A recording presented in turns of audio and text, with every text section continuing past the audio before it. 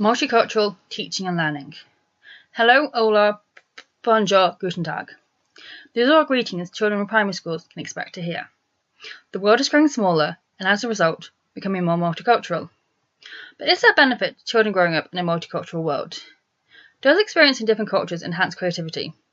The numerous research around this topic seems to suggest it does. Multicultural experiences release people from their mental sets. People learn from their experiences. Mental sets are created from the experiences that can limit creativity. When presented with a problem to be solved creatively, the cultural experience of the person's experience will limit the way they solve the problem. Chu and Long, 2007. These mental sets can be broken when people expand the conceptual boundary of a well-learned concept.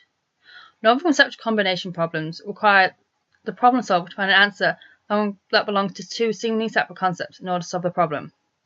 These problems are solved by the person creating new instances of the concept, and as a result, the boundaries of the concepts are expanded. For example, it is easy to name both a piece of furniture and a piece of fruit. It is harder to name a piece of fruit that is also a piece of furniture. Creativity and culture can be combined in interesting ways. Culture shapes the way individuals perceive creativity and the places they create in. This is part of the system that makes both creativity possible and judges its success. Starko, 2013.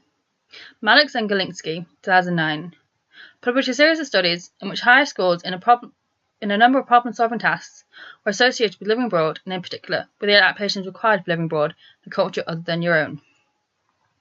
Leithart and Linderholm, 2012, found that students who lived abroad did better in tests that measure creativity than those who had not lived abroad. Living in another culture provides one experience after another, which you've had the chance to look from another perspective, be open to new experiences, observe in new ways, and deal with confusion and ambiguity. However, Tadmore, Galinsky, and Maddox, 2012, found it's not just enough to live abroad.